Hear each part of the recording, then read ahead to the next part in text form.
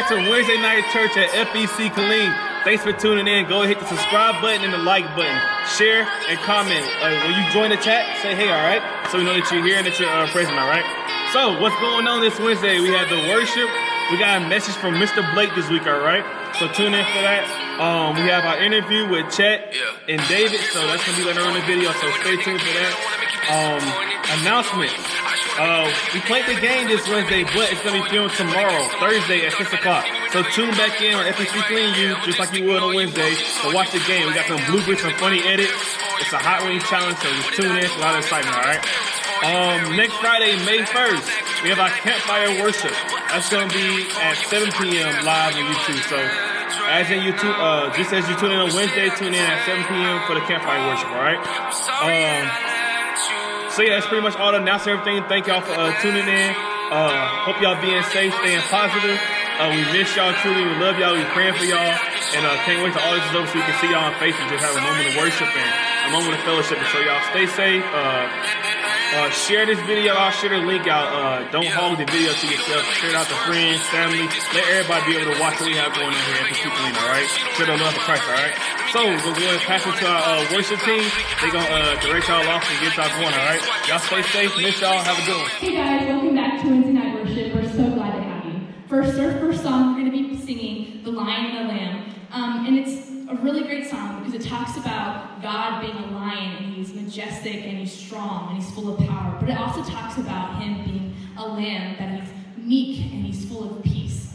I just think that's so amazing that our Creator can be both of those. So hope y'all can join us from home.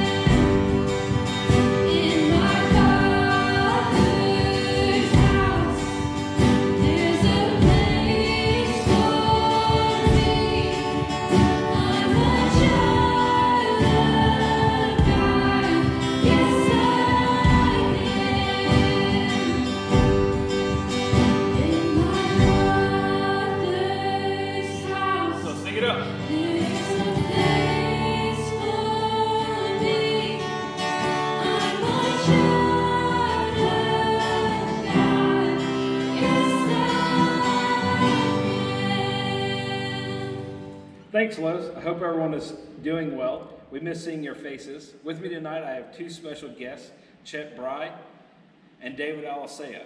Thanks for being with us here tonight, guys. So let's get to it.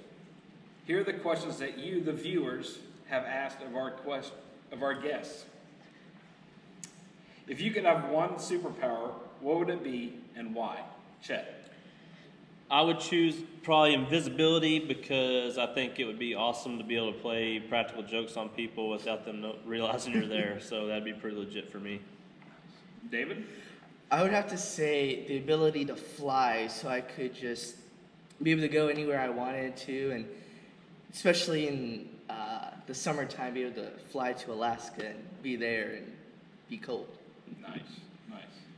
We're going there this summer. Count on it. For sure. Yeah. Next question, David.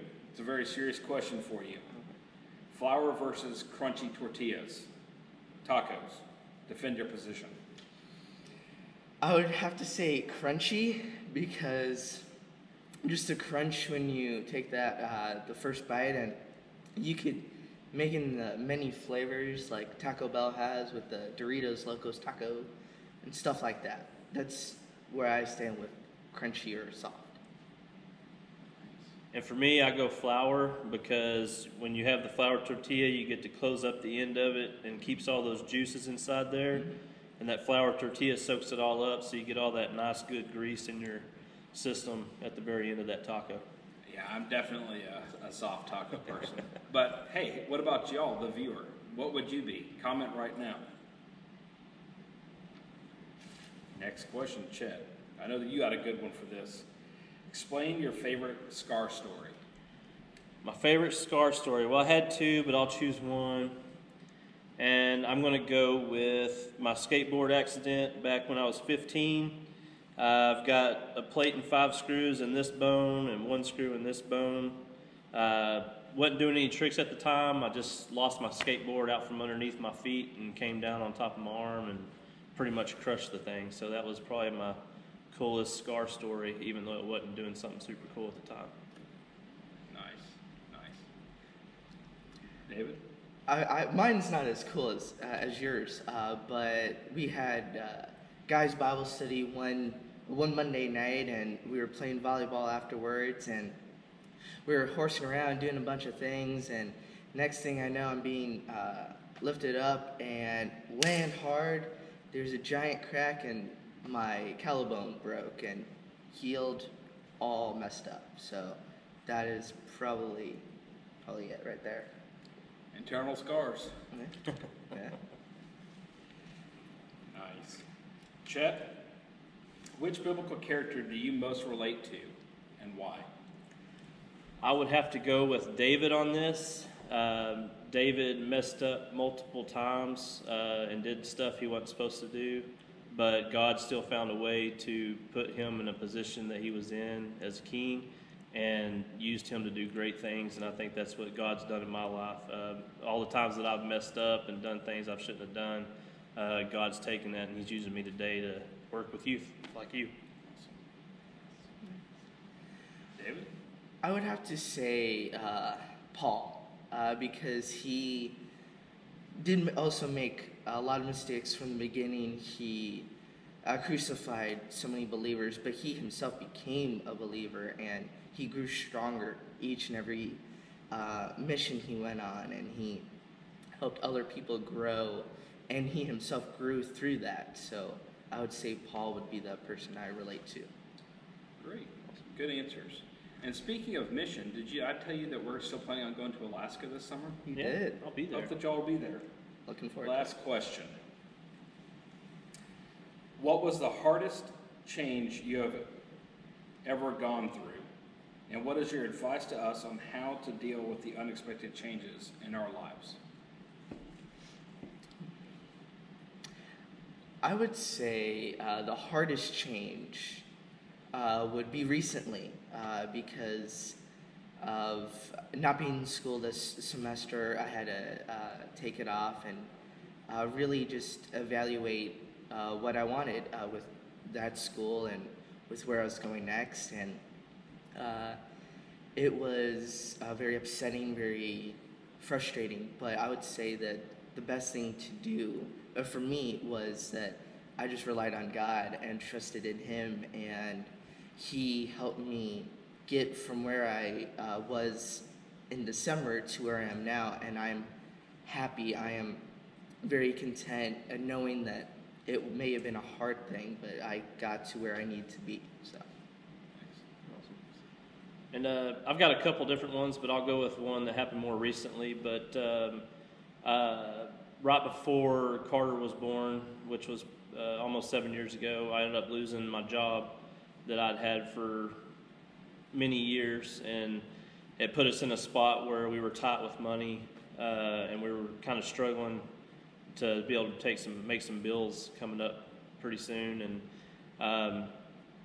I've told my classes this, but I'm just the type of person, I'm the man. I want to do it on my own. I know I've got this. I don't need anybody's help. But when push comes to shove, we needed help, and we got some unexpected help from some church members that we still to this day don't really know who they all were, but they provided for us. And the point of that story is just, no matter how big and bad you think you are, you're always going to need help, and God's always there to help and provide for you. Awesome answers. Thanks, guys. And thank y'all for joining us today. And you as viewers, hope that you enjoyed this. Don't forget that you can submit questions to us. We are still receiving questions for our special guest to always answer for you. And also, don't forget to check these two out as they're doing the Hot Ones Challenge tomorrow night. Y'all have a good one. Hey guys, welcome back to worship. Our last song is going to be Reckless Love, and I hope these words will bring you peace during this uncertain time. Woo! Let's get it!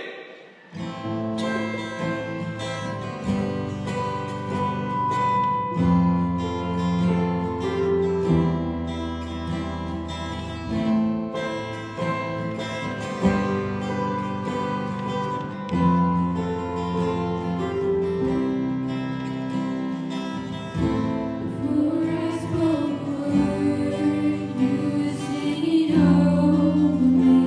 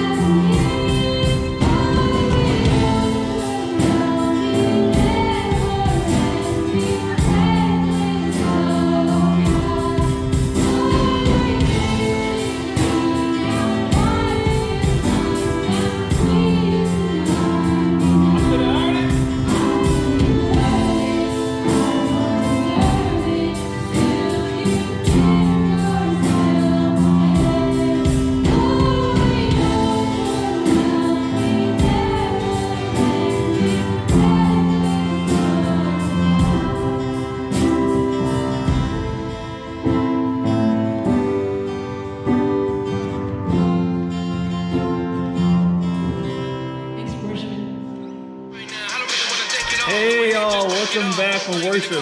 Hope y'all enjoyed it. Hope y'all closed the doors and turned the volume up to the max and just lifted his name up in worship. Hope y'all had a good time with that. So now, thanks for worshiping with us. Now a message for Mr. Blake. So during this message, it's gonna be very active. So during our live chat, he's gonna ask 2 questions during his message. So you have to be very active. So once you know the answer to the question that he asked, go ahead and comment in the live chat. The first one to answer gets a gift card, right? So once we see who answered it, we'll be able to let you know how to claim your gift card, all right? Don't talk down to me. So now that's pretty much it for the sermon part. Now for our interview. Last week we had a questions and answers. This week we got another thing. Different people, different hosts. We got special hosts, special guests, and 2 of the people that you haven't seen in a while that you might want to see, might not want to see, but they're going to be in answering the questions, all right? So tune into that. Comment questions and people that you want to see on future Wednesdays, all right? Thanks y'all for tuning in, all right? Hi guys, welcome back to another Wednesday night. We thank you for just coming out here, just checking us out. I know it's hard with you guys being at home and us being here. You can't see us in person, but just know that we are here for you. And if you have any comments, gripes, complaints, or anything like that, feel free to let us know. All right. Today we're going to talk about David and his mistake with Bathsheba. All right. Like in the interview, Chet said one person he relates to is David himself, and I think I relate to David as well because David, like you said, he had a lot of issues, a lot of problems, and through that whole process, even though he did what he did, he still was redeemed through Christ in the end. So we're going to take a trip into 2 Samuel chapter 11, and this will be verses 1 through 5. It says, "In the spring at the time when kings go off to war, David sent Joab out to the king's men and the whole Israelite army. They destroyed the Ammonites and besieged Rabbah. But David remained in Jerusalem. One evening, David got up from his bed and walked around on the roof of the palace. From the roof, he saw a woman bathing. The woman was very beautiful, and David sent someone to find out about her. The man said, 'She is Bathsheba, the daughter of Eliam, and the wife of Uriah the Hittite.' Then David sent messengers to get her. She came to him, and he slept with her. Now she was purifying herself from her monthly uncleanness. Then she went back home. The woman conceived and sent word to David, saying, 'I am pregnant.'" All right, so we all know the majority of the story of David. We know that he killed Goliath. We know that he became a commander. He later became a general. And he became the king of Israel and Judea, and this was from praising God while bringing the Ark of the Covenant back to the tabernacle. All right, so he also led his armies to victory over all their enemies. But we see that David is still human. David still can be sinful at nature. A lot of times we find ourselves in this predicament. We have issues with our own sin. I'm going to give you a short story about myself. For a while, I was addicted to pornography. I know it's a big topic, and I know a lot of people have issues with it, but this is something that even the youth have issues with today. All right, so this is when I was younger, and I was a youth. It happened when I was 13, and it carried through my life until I was about 22. And it just continued to cycle through my life, and I continue to have mistakes and problems throughout the whole process. I started losing things, but it was an addiction. I had, even though I was with my wife, now she was, at the time, she was my girlfriend, I was just very lustful, and it didn't help with the fact that when I made a mistake and was with somebody else, I didn't do anything that was sexual with them, but I was with somebody else at the time, and it was, it could have been worse than what it was. A lot of things shut down at the house, as far as me and my wife and our own intimacy. So it took me realizing that I needed Christ, and I needed to voice my concerns and my issues to other people, because I'd always tell myself that, hey, if I can say no to this, I'll be fine. But it went from 1 week, I can go for 1 week straight, and then it happened again. And I was long stretched again. All right, I got 3 weeks in, and then it happens again. We all continue to fall. We're all sinful at nature. All right, we come into the earth, and we're already born into sin. All right, we might start as little human beings, and we have nothing whatsoever, we've done anything wrong. But we know through the fall of Adam and Eve that sin is going to be a part of our lives for the rest of this moment. All right. So continuing, I have a question for you guys. The question that I have is, what are 3 of David's sins in the midst of Bathsheba? So the first one, I want to give it to you guys. You guys can answer online. Feel free to answer online first. And the first person who gets it, I believe we got a gift card to help you guys out through this time so you can have fun and do stuff. All right. But the first one is lust. All right. So we see David on top of the palace. And as he's looking out the palace, he sees a woman on top of the palace. And he's like, that woman looks amazing. All right. She's beautiful. She's wonderful. I wish she was mine and so forth. Now, personally, what he should have done, if anybody listens, what should have David done? Instead of sitting there looking at her, I think what he should have done, he should have gone inside, grabbed his Sports Illustrated, went to the bathroom if he needed to, walked there and see what's new in the Sports Illustrated, and like, hey, you know what, this is a good football player. Or you could do anything else in life instead of stand there and watch Bathsheba. So the next thing he goes into, as he said, he sent for her. So not only was he wrong in just lusting after her, he was also wrong because he said, you know, instead of saying, I should go do something else, I want her. You come here. Hey, you guys go find her and bring her here. So, as it said in the verse, then when she got there to the palace, he slept with her and she went home. All right, so the next thing we see is adultery. Because now Bathsheba was married to Uriah, so she had her husband, and David knew this to an extent and still did what he wanted to do. All right, and we find ourselves doing that on a regular basis ourselves. We know what's wrong and we know what's right, yet the wrong always looks better than the right when you're looking at it, because it's just seeing, you want this, I want that, I'm going to get it, and no one's going to stop me. And yes, we're all capable of doing this, but we also have to understand that God is always watching us. All right, God is always present in our lives. You know, even when we're asleep, when we're awake, he's always watching. So we can't say we do right in the eyes of man, and we have God watching over us, and he's seeing that we're not doing right, and we're just going to do what we want to do. All right, so we have to be careful with that. The third thing, he becomes a murderer. All right, not only did he send Uriah out, he sent a letter out with Uriah telling him what to do. I mean, I don't know how you would feel if you're a warrior and you were sent out with a letter to carry, and in this letter is telling you that you're pretty much going to die. Like, and if I were read that, like, hold on, wait a minute, time out, David, I'm not going to do this. So David caused this man to be murdered at the end of the day. And that's what sin at the end of the day does for all of us. It becomes us, we essentially become murderers. We're murderers by sin. It's not murder by actually killing people, but doing through the lust, the pride, the arrogance, or anything that's causing us to stumble is a big sin. All right. But as the story continues, we want to say that godliness does not guarantee an easy and carefree life.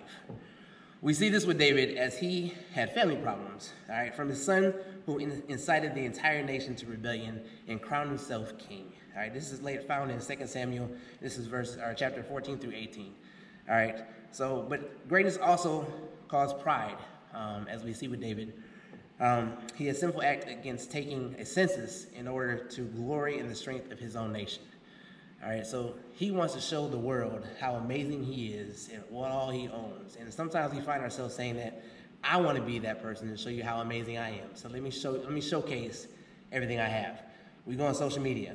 We post videos of us. Some people have videos of they have money. I'm going like this, and I have $15,000 in my hand. I'm splashing it. Or look at this necklace I bought. Or just everybody's all about me. I need you to see what I have, what I want, what I'm doing, and see that I'm awesome and you're not.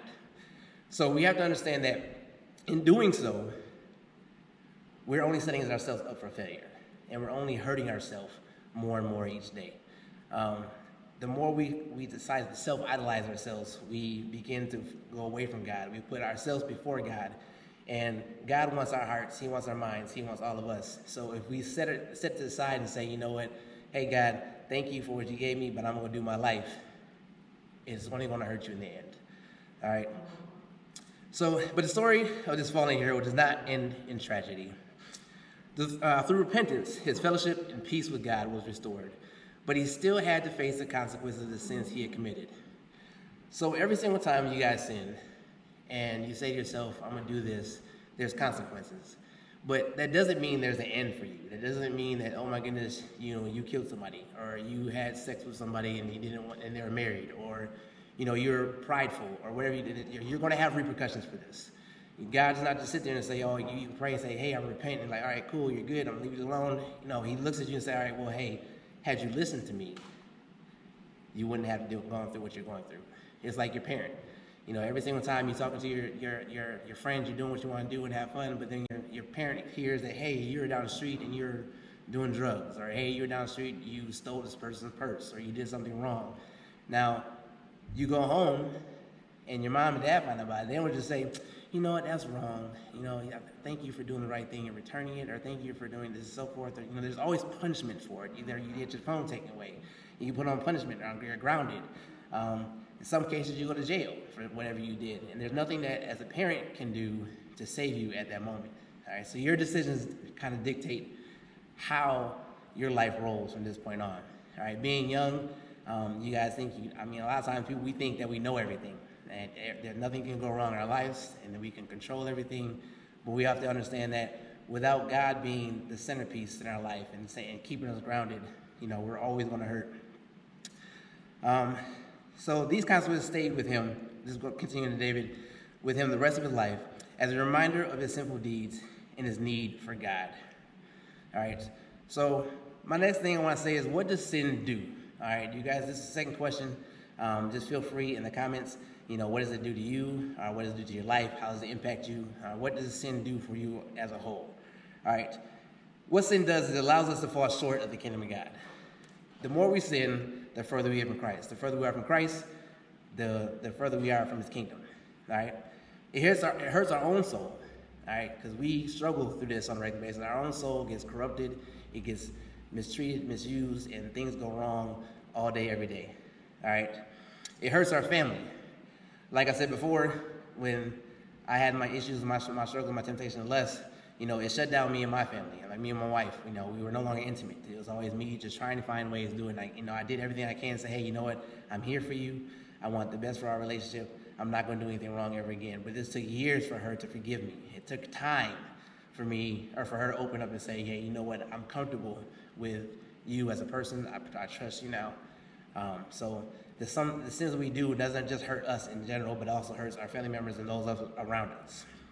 All right. In David's case, we see the man of iron had a feet of clay. All right. Sin should never be considered a mere weakness or flaw. I want you guys to understand that. All right. Sin is fatal, and it must be eradicated from our lives. David's life teaches us to have compassion for all people and realize that we will all have sinful nature that leads us into sinful acts. In addition, it serves as a warning to us to excuse sin in our own lives. So, with all that being said, David started off young. He became a warrior. He became a king. He became not only the king of Judea, but the king of Israel. And he was a great person. And we all are going to remember David as the man after God's own heart. But we have to understand that even though we follow Christ, it does not mean that our road is going to be easy. It does not mean that our life will be amazing. It will have everything we want. We will go through struggles. We will go through temptations. We will have issues in life. And we have to understand that if we continue to follow in those patterns, if we continue to say, hey, I'm all about me, not about Christ, then God is always going to look down on us and say, hey, you know what? You could be a really great person. You could be a really great king. You could be a really great whatever he decides to be in your life. But because you decided to do what you wanted to do and forget about me, then I'm going to make your life horrible. And, you know, there's a saying in the Bible that says that God reigns on the just and the unjust. And some of the time we look at like celebrities and sports people, and we look at all these people like, oh, they have all these wonderful things, and they continue to sin. They continue to do what they want to do. But it doesn't mean that God is not judging them. It does not mean that God is saying, hey, keep doing what you want to do. Keep doing this. There's always consequences to their actions. All right? So the grass may look greener on the other side sometimes, and everything may look awesome, but you never know what that person is struggling with. You never know what they're going through. You never know what they're suffering from. You know, they could look really great on the outside, but on the inside, they're doing really horrible. They have really deep down sins that are controlling their lives. Just like David. He had sins in his life. He tried to hide it. He tried to suppress it. But no matter how much he suppressed it, somehow, some way it came out. And God, you know, like I said, God sees everything. So if you're sitting at home and you're watching this and you feel the conviction, I encourage you first to just say, hey, God, I'm sorry. Go into repentance and say, look, I want to be better than who I am. I want to put you in my life first. I want to make my life all about you and not about me. All right? So take the time, spend time reading the Word. Understand that even though you might fall, even though you fail, there's always a way to come out of it. God can always redeem you. No matter what the sin you have done, He can take you out of that deep sin and bring you into the light. Amen. So I just thank you guys for coming out. I thank you guys for being here, watching this video. Know that we love you. We miss you. We want the best for all of you guys. And we just pray that everything goes well the rest of your days of life. All right? So thank you, and God bless.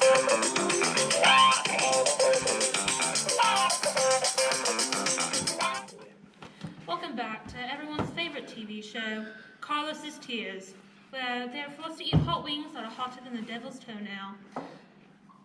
So the premise of this game show is where if both teams don't get the question right, they both have to eat it. If one team gets it right, the other team has to eat hot wing, and if one team gets it wrong, then they have to eat the hot wing. So let's get right on into the questions. Carlos and David, you're first up. After MJ, who became the first player to win regular season MVP, finals MVP in the Olympics in the same year, who was the next player to win? I plead the fifth. That's not the correct answer. LeBron James. That is correct. He's so safe. Who is it? It's me. Me who? Me, Carlos the Hype Man. Hey y'all, I'm back with another video. All right, y'all. Thank y'all for tuning in on Blake's message. He talked about David being redeemed in his face. So I hope y'all interpreted the message and was able to block out any distractions, able to focus and lock in. All right. So now, this is who is it? It's me. Who is me? Bro, you know me. I don't know me, but I would like to know who me is. Bro, just let me in. All right, come to the side though. Man, I came all the way from the drum set, bro.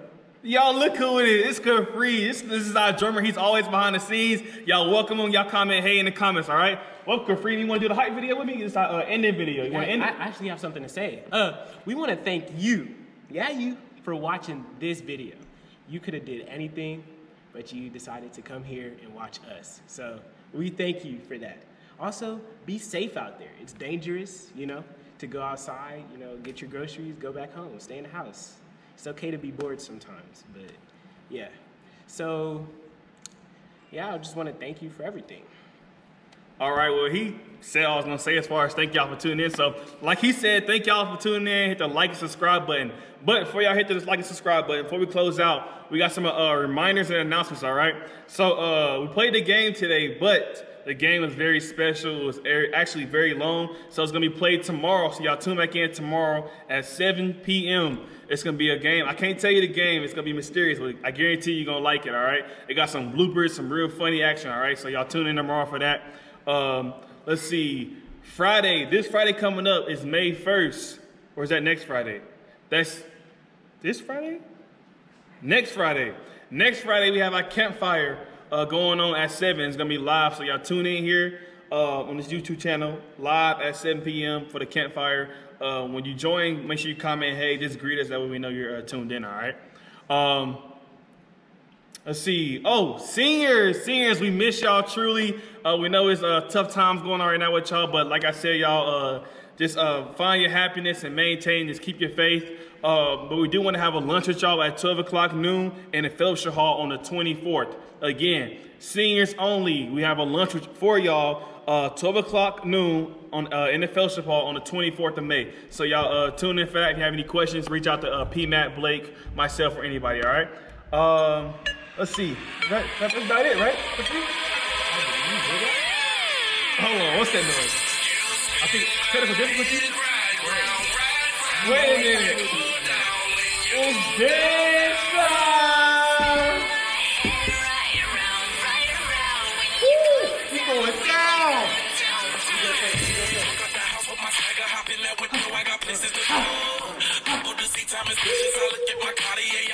The robot. Go to robot. Windshield wipe. Bring it around. Whoa.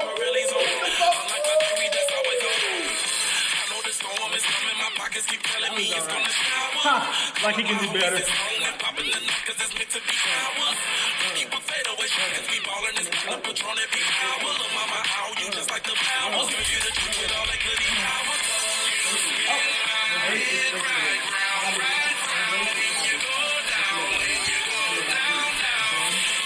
Okay, you can't go wrong with the cross.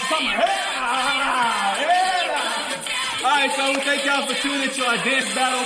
Hey, if y'all got a dance battle that y'all want to do, go on Instagram at FBC Killeen Youth. Again, that's FBC Killeen Youth. Go on IG, make a dance video that's appropriate and clear and clean, and post it and tag us that we can repost on our page and see everybody sense of humor, all right? Thanks y'all for tuning in. Y'all be safe. See y'all next Wednesday, all right? Yay!